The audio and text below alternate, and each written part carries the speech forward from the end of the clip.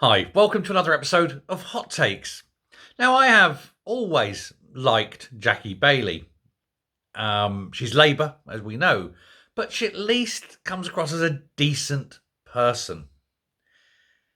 However, because she's Labour, she's in a party that supports freezing to death old people. Now, she stood up and she's urged her own government in Westminster, her own party in Westminster, the British government rather than the Scottish government, the UK government, to listen to the complainers, listen to the backlash, listen to those who say it shouldn't happen and act on it. Of course, they won't, because to act on it would mean that they'd have to admit they got it wrong, and politicians never admit that they get things wrong, or very rarely at least. And so she, as well as her party, Scottish Labour, are suffering this huge backlash from the people. Now, of course, she didn't vote for it because it was an MP thing at Westminster, so she had no option on voting for or against it at Westminster. But of course, it went through in Holyrood as well, because the SNP are going to do the same. Only they're just going to do it. They don't even offer a vote. So it's going to come in part of the government, not part of the government, yeah, but part of the parliament she's a member of. So she's going to see it happen both in England and Wales, but also in Scotland, and she's not able to do anything about it. And so you do have to admit that it's not her fault, okay? It's really not her fault. However, she has been taking dog's abuse because of it, because it's her party. She's still Labour. Now, she's angry about it. She says this shouldn't happen. And that's fine. But Jackie, if you're that angry about it and you disagree with it so vehemently and you think it's so very wrong, why haven't you quit the Labour Party? Why are you not now sitting there as an independent?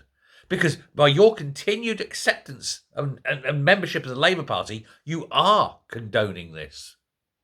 So don't stand there and say, oh, I disagree. Oh, this is terribly wrong. Blah, blah, bollocks. You're still a Labour member. Therefore, deep down, you agree with it. That's it. There's no getting away from it. And not only that, but she went out as well and she's repeating the now proven lie. She's pushing again the agenda and the lie about the £22 billion black hole, which everybody now knows doesn't exist. Never did. It's a lie. It's a contrivance. It's something that the upper echelons of the Labour Party invented and then tried to sell this lie to try and justify what they are doing, the massive cuts to services, the massive increase in taxes, not because they're needed for any reason other than they want to make people poor. The Labour Party like poverty, they like misery. When people are rich and happy, they don't vote Labour. And to be honest, 80% of the people didn't vote Labour. There's no reason to have these taxes. But Labour are going to still push on with them. And we know it's a lie. The Bank of England said no 22 billion. National Office of National Statistics, ONS, said no 20 billion. Nobody. And even when pushed and asked for the evidence of this £22 billion black hole, Rachel Reeves herself refused to provide the evidence. Now, when politicians refuse to provide evidence, it means one thing. It means there ain't no evidence, and therefore it doesn't exist, and therefore they are lying. And I'm not putting allegedly there. They're liars, right? But Rachel is doing this, and of course now, killing 4,000 pensioners, according to Labour's own numbers, our own research, it's going to kill 4,000 pensioners, which now Labour are walking back on, go, no, we don't know about that. It's their own report. It's there, black and white, right?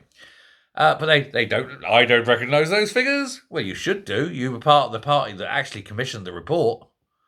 You know.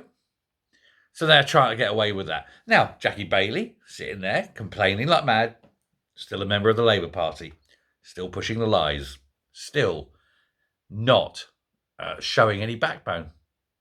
She's gone down a little bit in my estimation, I think. I think she'll have gone down a lot of people's estimation. And this is the reason why Scottish Labour are absolutely cacking their pants. They are digging out pan potatoes every day because they know that regardless of what they do in Scotland, the Westminster Labour Party is burying them daily. Not only have we had the winter fuel payment cut, now we're getting all the sleaze, all the corruption, all the £20,000 worth of frocks paid for by another man. All of this is coming out and more to come. And when they see businesses collapse and the unemployment rise, and when, now that they're starting to see it, they see the oil industry go and the whole of Scotland go third world. Labour in Scotland are done, not just for the next election, possibly forever. They're already losing members and they're all going to bloody reform. And this is the really weird thing, isn't it? But how far can they go down? Labour in Scotland are having a real, basically triple whammy. One, they've got the issue of, like I said, the winter fuel payments, plus the taxes to come, plus all the things that were going to happen in Westminster, plus the sleaze, as I mentioned. But of course, now, the rise of reform. And they're saying, Reform is saying they're coming for Scotland. And with the council elections coming up, 8 months away from now, 9 months away, Labour are going to get devastated. And I pointed this out in a video yesterday. The irony is it may well actually help the SNP, God forbid. But who knows? But I think eradication of a Labour Party now at a council level, not just in Scotland now, but across the whole of the United Kingdom, eradication of the Labour Party in the local elections would, I think, send the right message to the Labour Party at Westminster that they've got to change direction. They've got to get rid of the Marxism, the madness that has swamped the party.